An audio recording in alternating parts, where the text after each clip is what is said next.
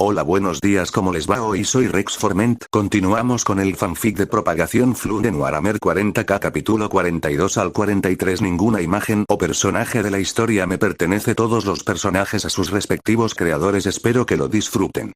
Capítulo 42, el momento pasa, las estrellas lloraban. Selotet pensó que debía haber sido un fallo de los sensores de su parte.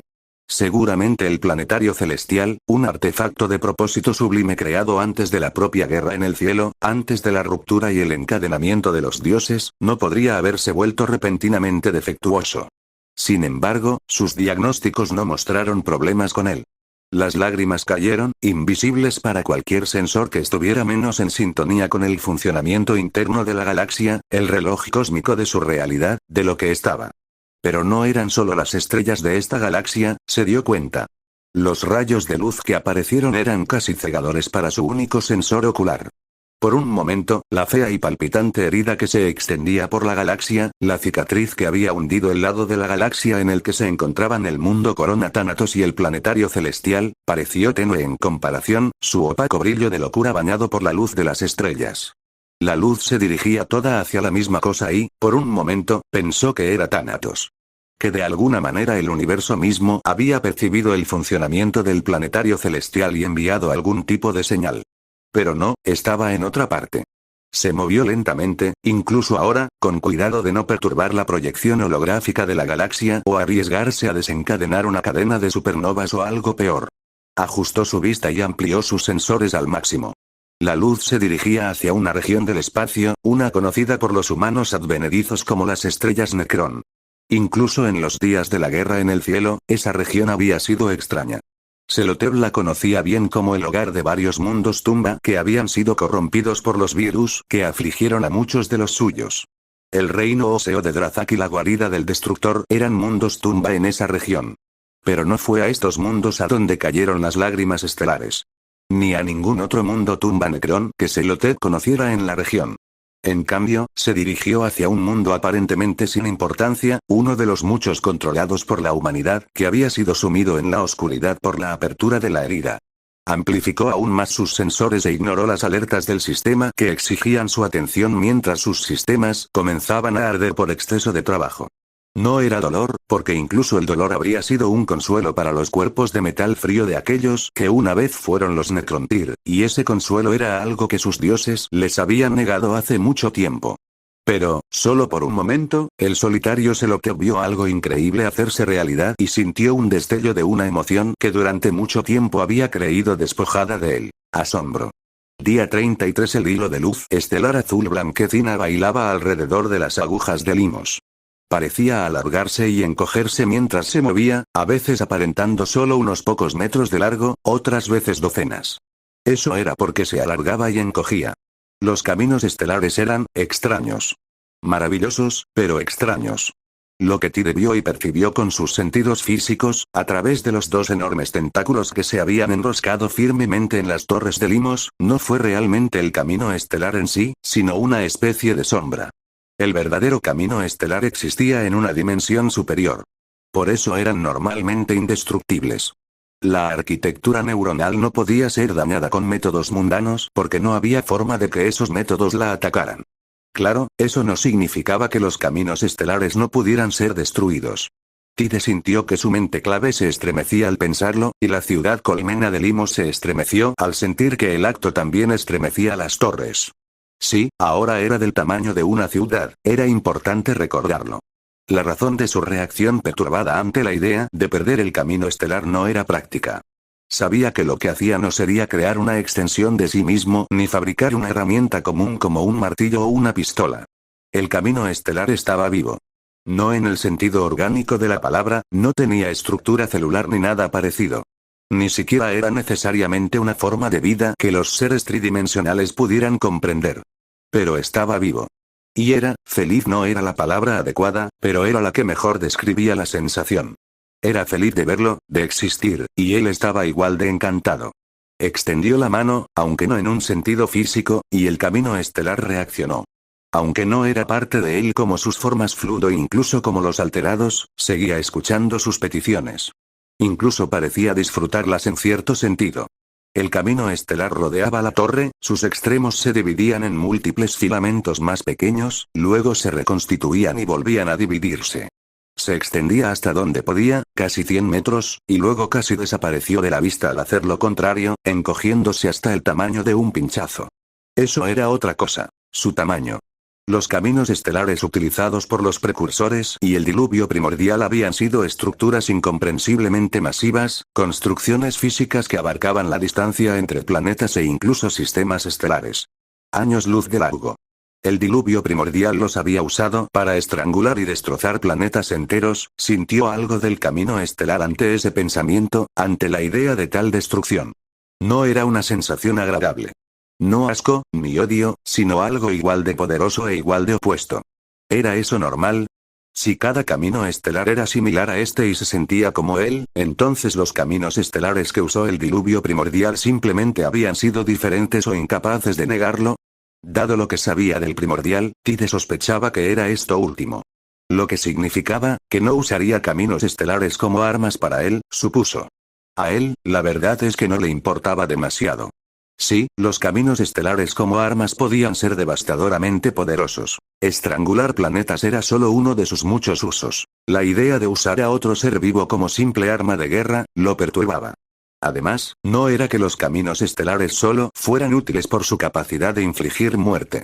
El diluvio primordial los había manipulado para ese propósito, probablemente contra su voluntad. Sin embargo, antes de eso, eran un método de viaje más rápido que la luz. Él, probablemente no se alejaría mucho, al menos relativamente. Tenía una idea de cuánto alcanzaría su control sobre el diluvio con su nueva forma de mente clave, aproximadamente 3 años luz en todas direcciones. Un área verdaderamente masiva que se extendía mucho más allá de los confines del sistema Monstrum, pero también una mera gota de lluvia en el vasto océano que era la galaxia. El siguiente sistema más cercano estaba a más de 5 años luz de distancia. No enviaría la carretera estelar fuera de ese rango, y probablemente ni siquiera fuera del sistema. No estaba seguro de poder mantener su conexión con la carretera estelar si estaba demasiado lejos, y no iba a arriesgarse. Dicho esto, no le importaba explorar un poco el sistema, por así decirlo. La carretera estelar descendió a una velocidad vertiginosa, alcanzando la superficie de Limos más rápido de lo que Tide podía siquiera imaginar. A pesar de tal despliegue de velocidad, no hubo ningún cambio, ninguna compresión del aire ni vacío destructivo como el que una nave más mundana podría haber causado.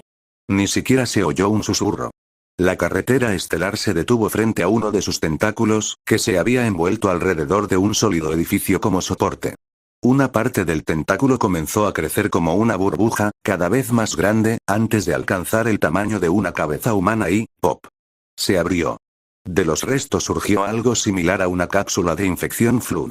Un conjunto de extremidades delgadas, un cuerpo bulboso y 3 tallos rojos con sensores que emergían de lo que podría haber sido su boca. Sin embargo, a diferencia de una cápsula normal, esta no era una criatura diseñada para propagar la infección del Flur, sino una con algo parecido a un paquete de sensores avanzado. Nada tan capaz como lo que podían lograr las máquinas, pero sí lo mejor de los componentes orgánicos a los que tenía acceso. La cápsula saltó del zarcillo hacia el camino estelar, que envolvió suavemente a su pasajero. Al hacerlo, los filamentos parecieron sellarse casi como una especie de gelatina, envolviendo por completo la diminuta forma del Flur. Y entonces, partieron. Si la carretera estelar fuera cualquier otro tipo de nave, la forma Flur se habría transformado en una pasta de apenas unos átomos triturados debido a la repentina aceleración. Por suerte para la bioforma, la carretera estelar se burló de algo tan insignificante como la física básica. En un instante, la carretera estelar estaba en órbita. Para los sensores que había enfocado, tanto mecánicos como orgánicos, no parecía moverse, sino simplemente desaparecer y reaparecer. ¿Cómo lo hacía exactamente, si se movía tan rápido que los sentidos físicos no podían seguirlo o si era similar a la teletransportación que usaba a través de la física neural, esencialmente saltando como una piedra por la superficie del multiverso? Tide no podía decirlo con certeza. La carretera estelar estaba hecha de luz estelar, o lo parecía, aunque parecía ser capaz de cambiar esto. Se volvió prácticamente invisible por el bien de su pasajero. En comparación con Monstrum, habría estado mirando hacia abajo. Lo que vio solo confirmó lo que ya sabía. El mundo era como un sirviente. muerto, pero mantenido en funcionamiento gracias a la maquinaria, un planeta entero con soporte vital. Un mar de niebla negra se extendía sobre la faz del planeta. La única isla de luz eran las tierras desoladas, convertidas en un desierto medio derretido por la luz pura del sol de Monstrum, como un ojo cegado y descarado que contemplara la furia de la estrella. Dentro de esa isla, 3 pilares, como marcas de garras, brillaban como faros en la oscuridad. Ciertamente entendía por qué se lo comparaba con el Astronomicon, aunque sospechaba que los navegantes y cualquiera que hubiera visto el auténtico verían los 3 pilares como pálidas imitaciones, en el mejor de los casos. Después de todo, había sido lo suficientemente poderoso como para al menos atravesar la oscuridad que lo asfixiaba en la disformidad. Apartó la mirada de la deprimente visión de Monstrum y la examinó hacia la galaxia. Si Tide todavía hubiera sido humano, se le habría hecho un nudo en la garganta. En otra vida, le había gustado contemplar las estrellas.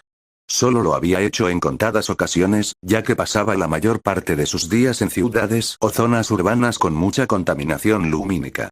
Sin embargo, las pocas veces que había estado en una zona con suficiente oscuridad para mirar hacia arriba y ver la galaxia mirándolo fijamente, algo que siempre le había impresionado era la enorme cantidad de estrellas. En una noche en una ciudad, tendría suerte si veía una docena de luces tenues, o incluso tantas. Sin embargo, desde mejores puntos de observación, había visto innumerables. Y no solo estrellas, sino también nebulosas. Planetas si lo había planeado y estrellas fugaces si tenía suerte. No lo había preparado para esto. Miles de estrellas, como ojos que brillaban en la oscuridad, lo miraban fijamente. La nebulosa se extendía sobre vastas extensiones. Pero lo que sentía no era el asombro y la maravilla que había sentido en el pasado al contemplar las estrellas, incluso con esta vista perfecta. Porque algo más retenía su mirada, algo que no le pertenecía. Extendiéndose por el centro del cielo como una fea cicatriz, había una línea. Parecía casi una nebulosa que se había extendido, pero esta no era una creadora de estrellas. Rojo, rosa violáceo, azul, verde y 1000 tonos más, muchos de los cuales no deberían haber existido, latían dentro de la herida abierta. Podía sentirla con más claridad ahora, como el lento retorcimiento de un cuchillo. La cicatrix maledictum, la grieta en la galaxia, en el universo, causada por los dioses del caos y los necios que los adoraban. Era una sonrisa maliciosa tallada en la carne de la realidad y podía sentir el hambre y la locura entre sus labios.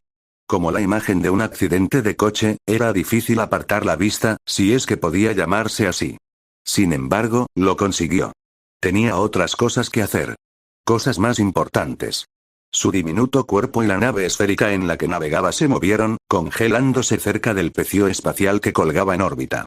Nunca lo había visto desde fuera, salvo por algún vistazo ocasional a través de un telescopio desde lo alto de las torres de Malun, más allá de la niebla negra. Era fácil olvidar lo enorme que era incluso una sola nave de la cosa, incluso cuando él estaba extendido por casi toda su extensión.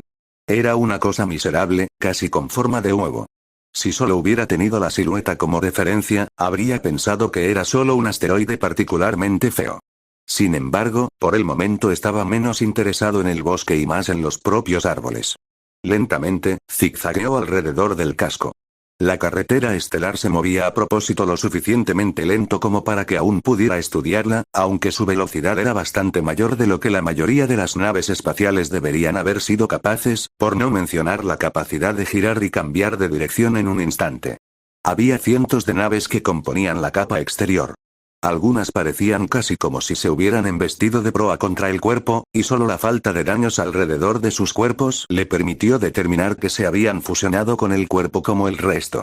Varios motores enormes que claramente estaban construidos sobre el propio casco en lugar de sobre cualquiera de sus naves sobresalían como pulgares doloridos, aunque habría sido fácil confundir las protuberancias con simples trozos de chatarra que sobresalían dado el aspecto de su construcción y su estado de deterioro.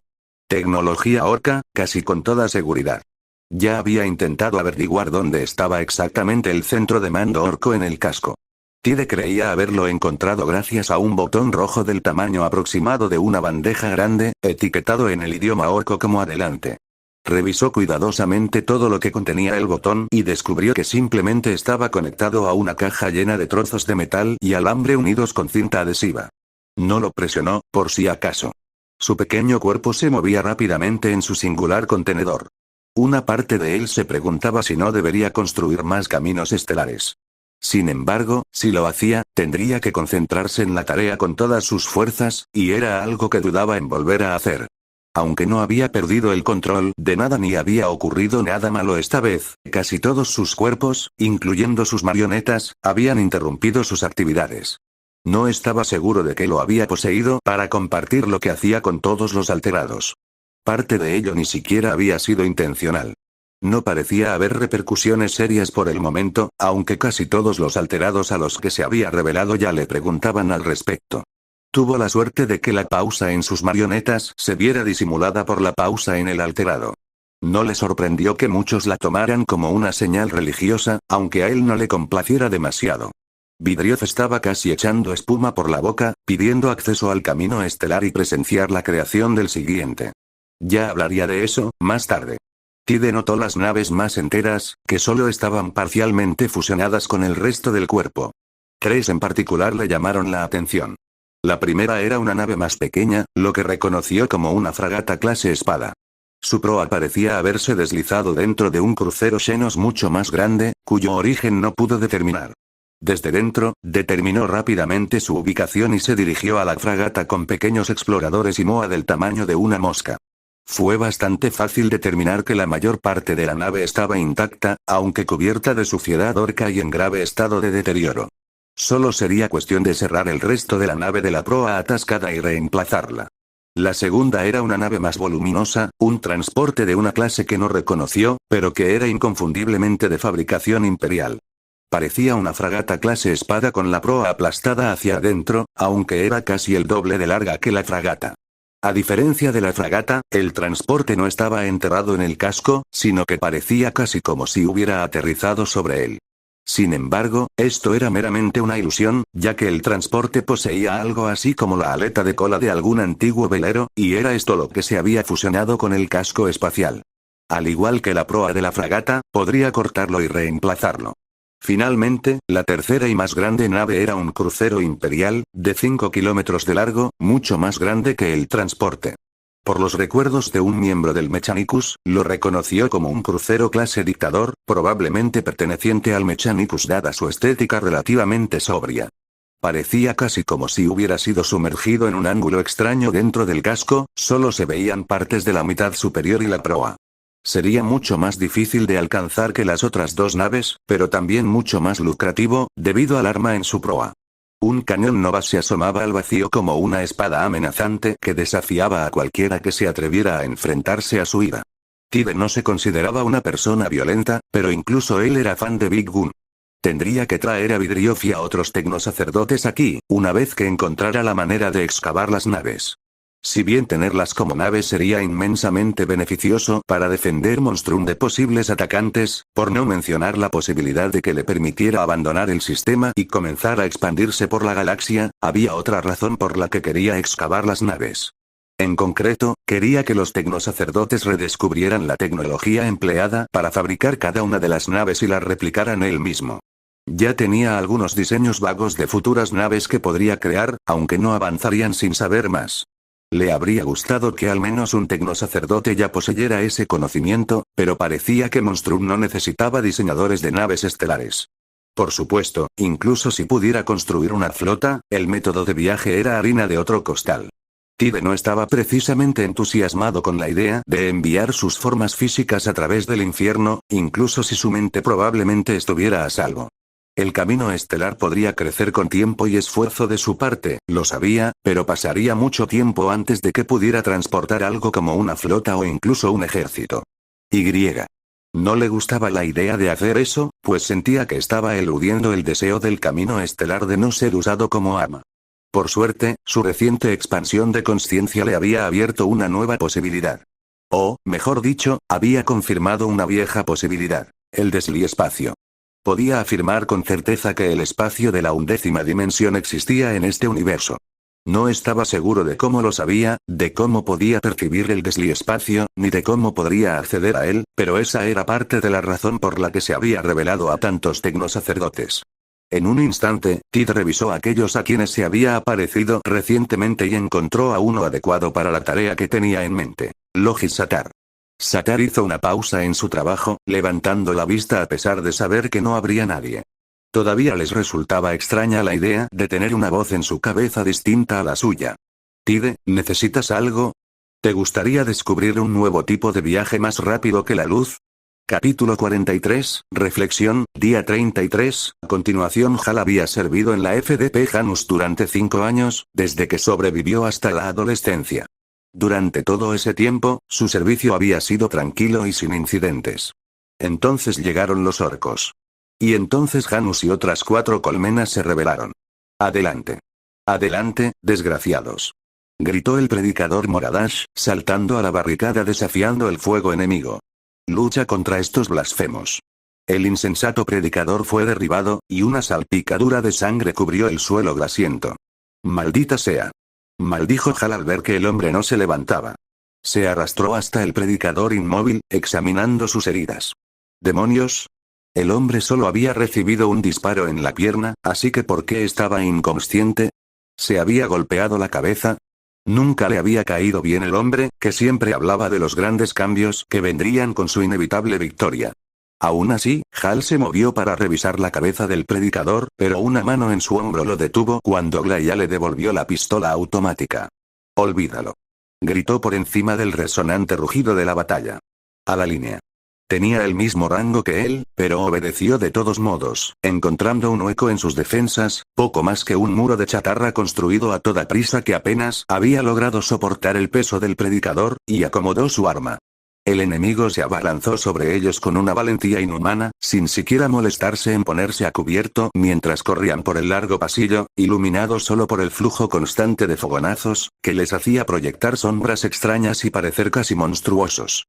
Hal se había vuelto bastante bueno disparando a la cabeza, pero por cada malumita cuyo cráneo explotaba en una lluvia de sesos y huesos, otros 10 parecían ocupar su lugar.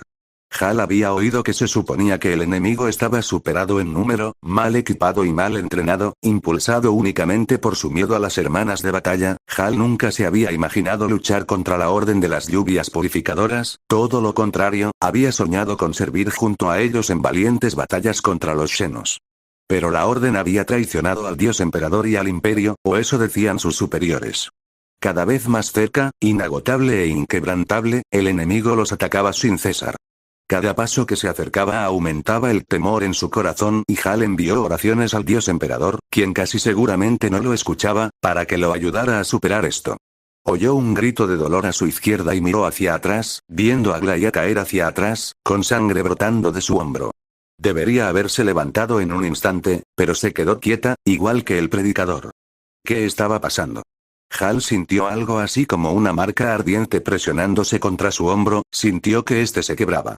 Por un instante insoportable, su mundo se concentró en ese dolor y se tambaleó hacia atrás, con un grito en los labios. Entonces, en un segundo, el dolor desapareció y se sintió increíblemente somnoliento. Al bajar la mirada, vio lo que al principio creyó que eran sus propios huesos sobresaliendo de su carne. Sin embargo, incluso en su estado de confusión, se dio cuenta de que no era del todo cierto. La sustancia ósea estaba tallada como una bala, parcialmente incrustada en su hombro. Entonces, ante sus ojos, el hueso se disolvió en él y la somnolencia lo invadió por completo. Lo último que vio fue a los malumitas saltando la barricada con una fuerza sobrenatural, sin detenerse siquiera a mirarlo en su arrebato. 3 guerreros con servoarmadura se encontraban en medio de una vasta sala del trono. 2 eran hechiceros, uno era un autómata lleno de polvo de una época anterior a su nacimiento. En las sombras de la sala, la carne poseída por demonios se retorcía y se retorcía en patrones complejos y extraños, mientras una tenue luz azul parpadeaba entre los hechiceros, formando las estructuras de Jano. La horda de Kalak está rota, dijo Wirus primero, con los brazos cruzados. Las palabras deberían haberle dado al menos algo de satisfacción, ya que el monstruo con cabeza de toro había hecho que sus seguidores fueran derrotados y masacrados. Desafortunadamente, esa pequeña victoria se vio eclipsada por su siguiente comentario. Probablemente perdamos a Jano. ¿Cuánto tiempo llevan asediando la ciudad? Preguntó Asael, aunque era evidente que no esperaba respuesta. ¿Una semana? Aunque todos nuestros oficiales fueran incompetentes o traidores, no habríamos perdido tanto terreno contra un enemigo común en tan solo unos días. Wirus no estaba seguro de si Asael lo llamaba incompetente, traidor o simplemente a los mortales bajo su mando. Wirus no se hacía ilusiones sobre la disposición de Asael a matarlo si fallaba demasiadas veces, fuera hermano o no. Janus había sido una pérdida terrible, pero no parecía que Asael lo culpara específicamente por ello, incluso si la ciudad colmena estaba bajo su mando. ¿Dónde está Kalak?, preguntó Asael mientras ampliaba la vista de Janus hacia las líneas de batalla, que se veían cambiar en tiempo real a medida que eran constantemente repelidas por un enemigo implacable. Las actualizaciones del mapa eran una combinación de informes del frente elaborados por espías mortales y no mortales, así como por las poderosas hechicerías de Asael. Siguen luchando, creo, dijo Wirus. Señaló una parte del mapa, donde las líneas enemigas eran fuertes pero inmóviles. Este es él, creo, y lo que queda de sus hombres bestia. Se veía que las líneas enemigas se ensanchaban cada vez más, preparándose claramente para rodear la única zona de resistencia firme. Más allá, el resto de la línea enemiga ya estaba sobrepasando la zona defendida. Wirus contuvo un bufido ante la futilidad e inutilidad de la última resistencia de Kalak. Muy propio del hombre bestia. ¿Y el resto de nuestras fuerzas? Alrededor de una cuarta parte se han posicionado en defensas estáticas para intentar frenar al enemigo. Les he prometido que pronto llegarán refuerzos, dijo Wirus, manipulando el mapa para que mostrara el otro lado de la ciudad colmena. El resto de las tropas se están retirando a Dolus. ¿Los defensores están compuestos exclusivamente por no iniciados? Sí. Alrededor de 2/3 de los que se están retirando también lo están, pero he priorizado, déjalos. Wirus parpadeó. ¿Mi señor?, preguntó, sin estar seguro de haber oído bien. No lograron mantener Janus durante más de un cuarto de mes.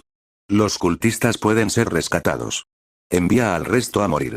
Deja que sus almas alimenten a los demonios locales. Así podríamos obtener una ventaja. Wirus casi respondió. Después de todo, había casi 20 regimientos que podían defender Dolus, listos para ser retirados de Janus. Fuerzas más fiables que los demonios hambrientos, que quizá ni siquiera vieran el excedente de almas como algo más que un tributo, no algo que devolver. Sin embargo, ya fuera su entrenamiento, su lealtad o el miedo a las represalias de Asael lo que lo impulsaba, simplemente asintió. Sí, mi señor. Solo podía confiar en que el hechicero más viejo y poderoso supiera lo que hacía, mis señores. El grito fue interrumpido por el sonido de una tráquea al cerrarse cuando Asael se giró bruscamente, con la mano extendida, y el poder mágico envolvió la garganta del mortal que se había atrevido a interrumpir sus procedimientos. Las entidades demoníacas que pululaban en las sombras se acercaron al intruso, antes de retroceder. Wirus se tomó un momento para observar al hombre. Era uno de los iniciados, un adorador de Chen-Cha a juzgar por sus vestiduras. De bastante alto rango, al parecer, ya que le resultaba vagamente familiar, y el marine espacial rara vez trataba con nadie que no fuera de las altas esferas de los cultos, y sus vestiduras eran de fina factura, con patrones de plata que las recorrían. Ordené que no me molestaran, declaró Asael con frialdad mientras el mortal flotaba hacia ellos, sostenido por una mano invisible alrededor de su garganta. Los ojos del mortal se abrieron de par en par. Debería entregarte a estos demonios como castigo. La mirada de terror en el rostro del mortal pareció deleitar a Asael por un instante, hasta que el hechicero relajó su poder y el mortal cayó de rodillas, jadeando y jadeando. Perdóname, mi señor. Suplicó el mortal. Entonces dime qué era tan importante como para desafiar mi orden, declaró Asael. Los adivinos, mi señor. Explicó el mortal rápidamente. Vieron algo desde lejos. Ese es su trabajo, dijo Asael secamente, mientras el poder mágico se entrelazaba con sus dedos. Quizás podrías explicarme qué vieron. Yo, no sé cómo, mi señor, dijo el mortal, presionando la cabeza contra el suelo. Nunca había visto nada igual. Fue como, la luz de las estrellas cobrando forma. Bueno, supongo que tendremos que ir a verlo nosotros mismos, dijo Asael, girándose hacia la salida y alejándose, seguido por Wirus. El mortal se desplomó hacia adelante, aliviado. Una vez que Asael y Wirus cruzaron las grandes puertas del salón, estas se cerraron de golpe tras ellos y comenzaron los gritos del mortal cuando los demonios descendieron repentinamente sobre él. Selvig no solía mancharse viajando bajo las nubes de Monstrum, ya que solo había visto la superficie del mundo que gobernaba 2 veces en varios siglos de vida, ambas circunstancias excepcionales. Sin embargo, ninguna ocasión había sido tan excepcional como esta. ¿Estás seguro de que son de Malum?, preguntó al ayudante por la que debía ser la 4ª vez, con la mirada fija en sus propios zapatos. ¿No es otra colmena? Sí, Su Excelencia, dijo el ayudante, sin levantar la vista ni una sola vez. A seres tan inferiores no se les permitía mirarlo. Normalmente, no se les habría permitido acercarse ni siquiera a 30 pasos, pero sería difícil para el ayudante proporcionar información desde el exterior de su lanzadera privada, que se hundía bajo las negras nubes de Monstrum. ¿Por qué no me avisaron de su llegada antes? Siseó Selvig, y el ayudante, sabiamente, guardó silencio, aunque nadie sabía si el temblor del hombre se debía al miedo o a las turbulencias del transporte. Selvig sabía exactamente por qué no se lo habían dicho. Había estado participando en una fiesta con su corte y había dado órdenes de no ser molestado. Por lo tanto, enterarse de que los regimientos de Malum no solo habían logrado cruzar las tierras ardientes y llegar a las afueras de la capital en tan solo 2 días, desafiando por completo la rapidez con la que un ejército podría estar listo para partir. Aunque el mago Zalum había dicho que técnicamente se podía alcanzar tal velocidad, si un ejército partía de Malum inmediatamente y tomaba los trenes que conectaban las diversas colmenas a toda velocidad, tal cosa era imposible sin un ejército de tecnosacerdotes entrenados para asegurar que los espíritus máquina de los trenes estuvieran en buen estado. Algo que Malum definitivamente no tenía. Por otra parte, Selvig estaba bastante seguro de que Malum no contaba con 48 regimientos, ni siquiera con más de 20. Y, sin embargo, los informes indicaban que no solo se habían enviado 8 al oeste con las hermanas, sino que, de hecho, los 15 regimientos enviados por el cansado Corris habían llegado en la fecha prometida. Era imposible y Selvig no podía creerlo hasta que lo vio con sus propios ojos. Su viaje fue corto, poco más que un descenso en ángulo sobre la superficie de Monstrum. Selvig era consciente del riesgo que corría al moverse así al descubierto, incluso con más de una docena de lanzaderas águila escoltándolo, cada una repleta de los mejores arbites de Deimos. Sin embargo, había cosas que no se podían evitar. Finalmente, su lanzadera aterrizó en una zona de aterrizaje despejada a toda prisa, aunque no antes de que la mitad de los arbites hubieran aterrizado y establecido un perímetro alrededor del lugar. Guardaespaldas personales bajaron corriendo por la rampa, con rifles láser listos para cualquier señal de peligro. Solo después de varios minutos, cuando se determinó que era seguro, Selvig finalmente bajó por la rampa de aterrizaje, seguido por el ayudante que tuvo la mala suerte de ser el portador de malas noticias, quien rápidamente reanudó la regla de los 30 pasos. El ojo de Selvig se crispó ante lo que vio. Filas tras filas, columnas tras columnas, filas tras filas de hombres y mujeres, vestidos con uniformes de las fuerzas de defensa de Malum, con las ametralladoras automáticas en reposo. 15 regimientos, 7,5 millones de soldados, tal como se había prometido. Y, a la cabeza del ejército, estaba el rudo coronel, el hombre cuyo nombre aún desconocía, avanzando hacia Selvig sin el menor temor ni nerviosismo. Por si fuera poco, los arbites ni siquiera parecieron fijarse en él, dejándolo pasar sin siquiera mirarlo de reojo. Selvig se irguió al ver al hombre acercarse. El gobernador era bastante alto, aunque delgado, y se alzaba sobre el coronel, quien, en comparación, era bastante bajo, aunque parecía bastante más fuerte que Selvig. Coronel Marcus Agrippa, dijo el hombre con un saludo militar y una sonrisa irónica que le dieron ganas de ordenar que lo fusilaran. Su rudeza es tan evidente en persona como ante el ololito, coronel, se burló Selvig. Quizás debería tener cuidado con lo que dice en presencia de sus superiores, no sea que la pierda y la cabeza. En efecto, gobernador, dijo Agrippa, sin perder la sonrisa. Pasaré por alto sus reiteradas faltas de protocolo, dijo Selvig, con una sonrisa falsa en su rostro, a juego con la del coronel. E incluso le concederé un honor especial. Liderará la vanguardia de nuestra fuerza cuando marchemos contra Huiro. Oh, creo que está actuando bajo un malentendido, gobernador, dijo Agrippa, sacando de repente un papel. Yo estaré al mando de la vanguardia, junto con el resto del ejército también. ¿Qué? La rabia le hervía las venas y Selvig le arrebató el papel a Agrippa con dedos como garras. Solo entonces notó el sello impreso en su base, un sello con el que se había familiarizado demasiado en los últimos meses. La roseta inquisitorial. Así que esa mujer por fin había salido de su escondite. Si no era una falsificación. Selvig se la entregó a un ayudante que se acercó con un gesto de la muñeca, permitiéndoles determinar su veracidad. Durante la espera, el coronel no perdió su maldita sonrisa. Pasaron varios minutos antes de que el ayudante levantara el pergamino, con una expresión casi reverente y aterrorizada. Está verificado, Excelencia, dijo el ayudante, con la mirada desesperada por deshacerse del documento, como si pudiera detectar alguna pequeña herejía en su interior. El acólito Purilla proporcionó los códigos de autenticación necesarios. Selvig reprimió una maldición y volvió a arrebatarle el documento. El ayudante huyó de su presencia. De hecho, el documento ordenaba que Agrippa recibiera el mando, y Selvig, a pesar de todos sus intentos de encerrar a Catherine Ellen en sus aposentos, no podía desobedecerlo, al menos no abiertamente, y mucho menos delante de un ejército completamente armado que casi con toda seguridad se pondría del lado de Agrippa y el inquisidor antes que de él. Diablos. Sus propios árbitres podrían no obedecerle por encima de una orden inquisitorial, por supuesto, coronel, siseó Selvig. Dudaba que la Guardia Imperial aceptara ser comandada por un coronel de las FDP.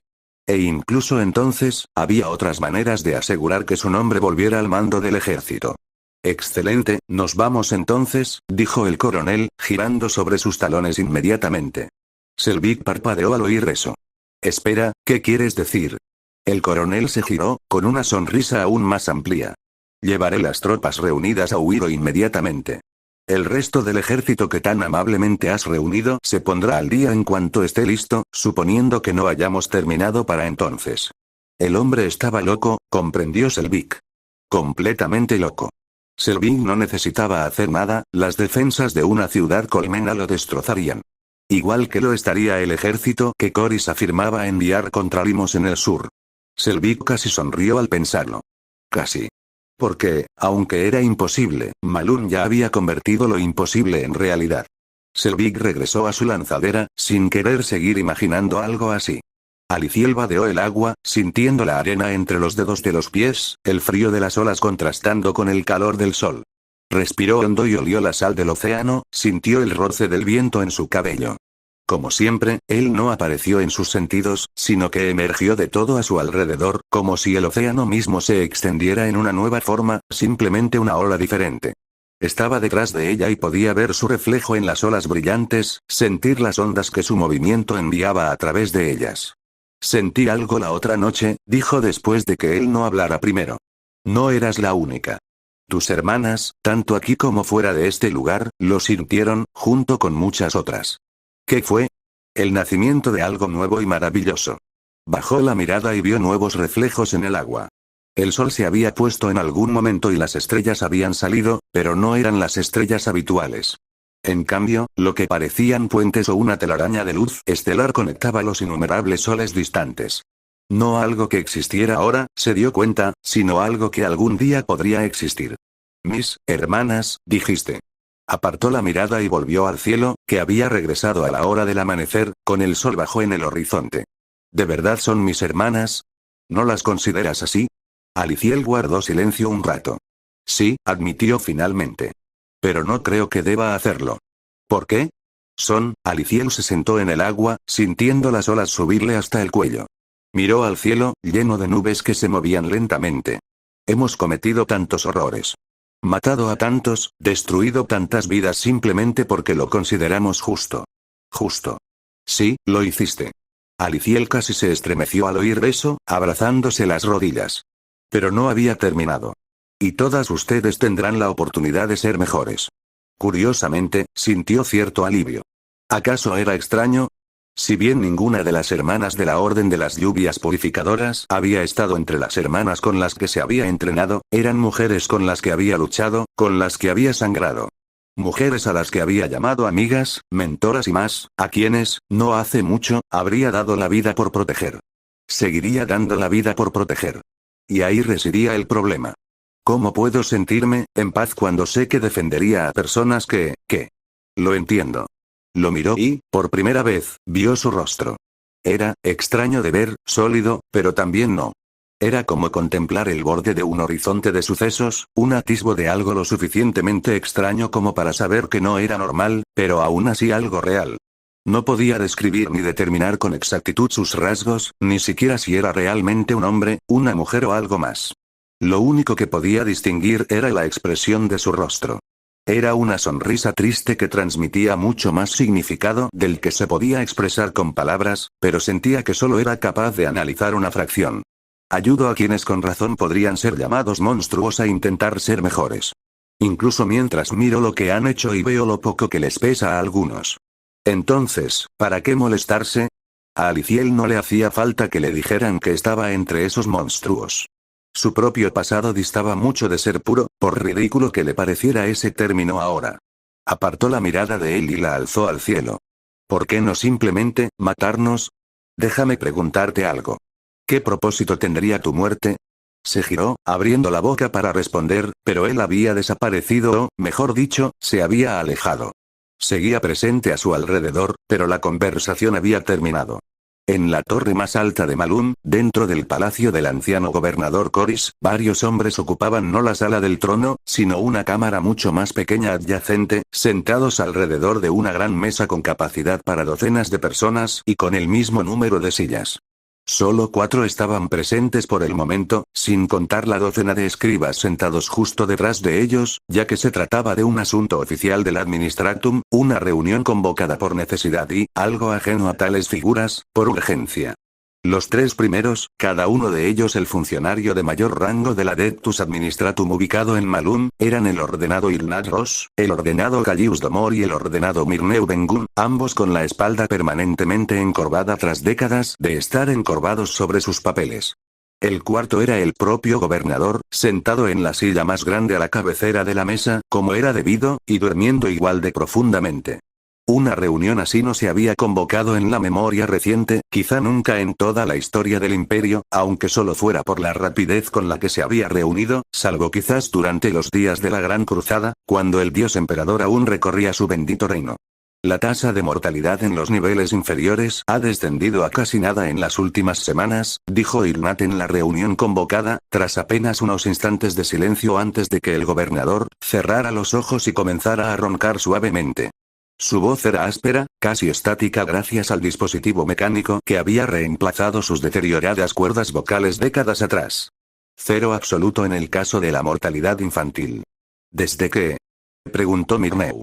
De los 3, era con diferencia el más joven, apenas una década por encima de los 300.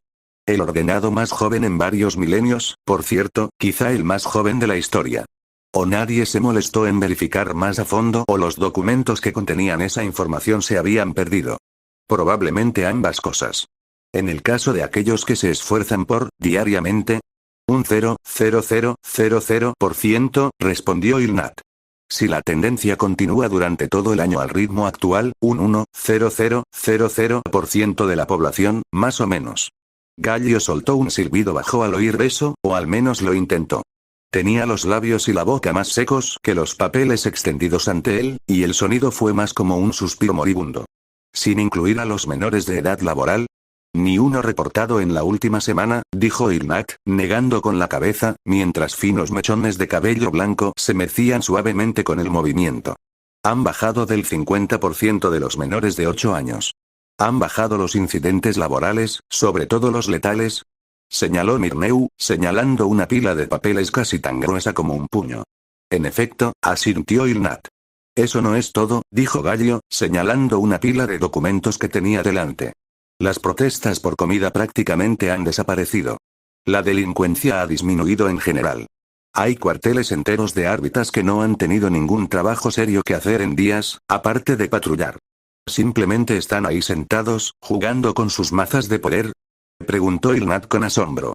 Bueno, todavía tienen sus cuotas que cumplir, respondió Gallio encogiéndose de hombros, un gesto extraño para su cuerpo encorvado. Pero normalmente las superan con creces. Hay más, dijo Mirneu, refiriéndose ahora a su propia pila de documentos. Las enfermedades parecen haber sido erradicadas. ¿Qué? Preguntó Irnat, parpadeando con una expresión de incomprensión en el rostro. Gallio se burló, aunque bien podría haber sido una tos seca. Según los informes que he recibido, nadie en toda esta colmena está siquiera resfriado, confirmó Mirneu. Pero eso es imposible. Échale un vistazo, dijo Mirneu, acercando la pila a Irnat, quien se sentó justo a su lado. Irnat pasó los siguientes minutos hojeando el resumen de arriba, que apenas 30 páginas condensaban miles de páginas con eficacia. Mientras tanto, los viejos ojos del ordenado se abrieron de par en par y se mostraron más incrédulos. Si todo esto proveniera de un solo departamento, asumiría que la culpa es de una incompetencia suprema o incluso de un sabotaje, declaró finalmente Ilnat al llegar al final del resumen. Por parte de las órdenes inferiores, por supuesto. Sin embargo, si nuestros 3 departamentos tienen tales irregularidades, ¿podría ser cierto? Los 3 levantaron la vista de sus papeles y se fijaron en lo que solo podían suponer que era la causa principal de estos cambios repentinos. Reposando elegantemente sobre la mesa, frente a ellos, había una única fruta roja y brillante. La cosa había aparecido en sus telescopios hacía apenas un día, pero el trío sospechaba que llevaba allí más tiempo. ¿De qué otra manera se explicaban todos estos cambios repentinos? No podían haber ocurrido de la noche a la mañana, a pesar de lo que afirmaban sus informes. Claramente, estas frutas llevaban años, quizás incluso décadas, creciendo en los niveles inferiores. Ninguno de ellos podía saber, ni siquiera creer, que las frutas llevaban allí menos de una semana y que los cambios que se producían ante ellas no tenían años, sino menos de un mes. Es un desastre, dijo Ilnat. Una calamidad, asintió Gallius. Una catástrofe, asintió Myrneu. Tenemos que cortar esto de raíz, empezó Gallius. Las raciones que les damos a los trabajadores estaban cuidadosamente repartidas para asegurar que cumplieran con su carga de trabajo. Estas frutas ponen esa ecuación en peligro. Se volverán perezosos si no tienen que trabajar para conseguir comida, añadió Ilnat. Y esta repentina caída en la tasa de mortalidad, terrible. Ya se reproducen como alimañas ahí abajo solo para reemplazar a los muertos. Apenas podemos permitirnos más. Prácticamente tendríamos una plaga, absorbiendo todos nuestros recursos. ¿Y entonces qué pasa? Desorden social, añadió Gallius, estremeciéndose al pensarlo. Si los alimentamos, podrían empezar a tener ideas que van más allá de su posición. Cualquier idea va más allá de su posición, señaló Myrneu, y los otros 2 ordenados asintieron con sabiduría. Nuestras prisiones también sufrirán, continuó Gallius. Habrá que aumentar la cuota de arrestos de cada arbites, si no, no tendremos a nadie para, bueno, sea lo que sea que la chusma criminal haga al servicio del pueblo del dios emperador como pago por sus pecados. Creo que algunos son entregados al Mechanicus para que los conviertan en servidores, dijo Ilnat con pesadez, aunque no estaba seguro. Poco importante. Lo importante es asegurarnos de que el suministro de nuevos prisioneros no disminuya, dijo Gallio. Bueno, al menos no nos faltarán reclutas, dijo Myrneu. Ni para las prisiones ni para las fuerzas de defensa. ¿Has oído que nuestros regimientos se han más que duplicado? Absurdo. Ilnat probablemente quiso gritar, pero su voz no parecía estar a ese volumen, por suerte para la tranquilidad de cierto gobernador dormido. Apenas teníamos uniformes para 20 regimientos. ¿Cómo vamos a abastecer a 40? 48, según recuerdo del último informe, corrigió Myrneu. Hay demasiadas irregularidades como para que sea coincidencia, dijo Gallio. Debemos ocuparnos de esto antes de que amaine la tormenta y se espera que informemos al subsector administratum. De lo contrario, podría parecer que estamos manipulando las cifras. Siempre manipulamos las cifras, dijo Myrneu, recibiendo una mirada fulminante de Gallius. Sí, pero no debe parecerlo. Dijo Gallius. Entonces, ¿hacemos eso? Sugirió Myrneu, pero Ilnat negó con la cabeza. No me cabe duda de que las demás colmenas se enterarán pronto de este desastroso giro de los acontecimientos, dijo. Los demás ordenados probablemente informarán al menos al señor Palatino en Deimos. No podemos permitirlo, dijo Gallius, golpeando la mesa con el puño, aunque, dados sus huesos marchitos, fue más bien un golpe suave para demostrarlo. Pareceríamos incompetentes si hubiéramos permitido que tales cosas ocurrieran en nuestra ciudad colmena. Bueno, puede que no se determine necesariamente que sea culpa nuestra, sugirió Myrneu, mirando fijamente a Coris, que dormía. Sin embargo, tenemos que hacer algo para rectificar. Ilnat extendió un dedo largo, como una garra, y pinchó la fruta, haciéndola balancearse sobre la mesa. Casi pareció estremecerse ante la reacción. Esto. Sé cómo podemos hacerlo y llenar nuestras cuotas de arbites, dijo Gallius de repente, con un brillo en los ojos. Prohíban la posesión o el consumo de estas frutas, con penas de cadena perpetua o muerte. Los arbites pueden encarcelar a quienes necesiten para cumplir con sus cuotas y ayudar a asegurar que la población no crezca demasiado rápido. No podemos esperar que los arbites por sí solos reduzcan la tasa de mortalidad a un nivel más aceptable, señaló Myrneu. Podrían pasarse el día aplastando cráneos con sus mazas de poder y no lograrían más que una décima parte de la cantidad adecuada, si acaso. Menos, supongo, asintió Ilnat. Deberíamos haberle pedido al monitor Malevolus que viniera. Quizás podría aportar alguna solución tecno-hechicera. Myrneu y Callius lo miraron horrorizados. Involucrar a un miembro del Mechanicus en este desastre, exclamó Callius con incredulidad. Además, Satar probablemente no aceptaría semejante citación, dijo Myrneu con desdén. He oído que gritó en plena sala hace apenas unos días y luego se encerró en su laboratorio. No ha salido desde entonces. Sacerdotes, dijeron Callius y Alnit al unísono, negando con la cabeza.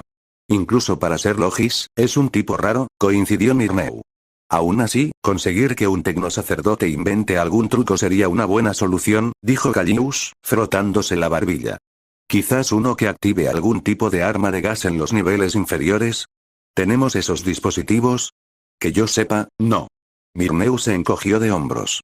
Entonces, una pequeña sonrisa se dibujó en su rostro, normalmente fija en un ceño permanente. Supongo que siempre podríamos hacer que las fuerzas de defensa disparen a unas decenas de miles cada día. Darle un buen uso a esos regimientos adicionales. Los tres ordenados rieron ante eso, y Callius empezó a jadear. Luego, poco a poco, dejaron de reír al empezar a considerar la idea. No creo que podamos hacerlo, dijo finalmente Alnit, después de casi un minuto. No, tienes toda la razón, asintió Callius. Sí, demasiado arriesgado, añadió Myrneu. Después de todo, solo tenemos 10 de esos 48 regimientos aquí. El resto ha sido enviado a luchar en esta absurda guerra de Selvik en el este. Bueno, aparte de los que las lluvias purificadoras llevaron al oeste. No son suficientes para lidiar con las protestas que se producirían, dijo Callius. Y aún así, podríamos perder productividad, añadió Alnit, y los otros dos ordenados se estremecieron al pensarlo. Lo único que nos mantiene a salvo de la espada de energía de ese inquisidor, dijo Myrneu, antes de volverse hacia los escribas, que garabateaban apresuradamente en sus hojas de papel, siseándoles. No escriban eso, idiotas. Rápidamente, los escribas tacharon la última frase, bajo la atenta mirada de los tres ordenados. Bueno, como medida provisional, sigamos con tu plan para solucionarlo, dijo Alnit, asintiendo a Callius. Con un gesto, 3 servocráneos, cada uno con una pluma automática, descendieron del oscuro techo, acercándose a los pergaminos en blanco que habían traído los escribas. En cuestión de minutos, Alnit dictó las palabras necesarias para autorizar al ordenado Callius a establecer cuotas ampliadas o, al menos, a implementar los cambios necesarios en la política. Luego, recogiendo los pergaminos y colocándolos frente al dormido Corys, Alnit recogió con cuidado la mano inerte del gobernador, cuyo dedo corazón sostenía el anillo de sello del gobernador de la colmena. Mientras Callius cerraba los pergaminos y los cubría con cera, Alnit presionó el anillo de sello sobre la cera de cada uno antes de que el ordenado devolviera la mano a su lugar de descanso en el brazo de la silla, mientras el gobernador dormía. Bueno, hasta aquí el capítulo hoy, espero que les haya gustado, compartan, suscríbanse y comenten para que esta comunidad siga creciendo. Bye bye.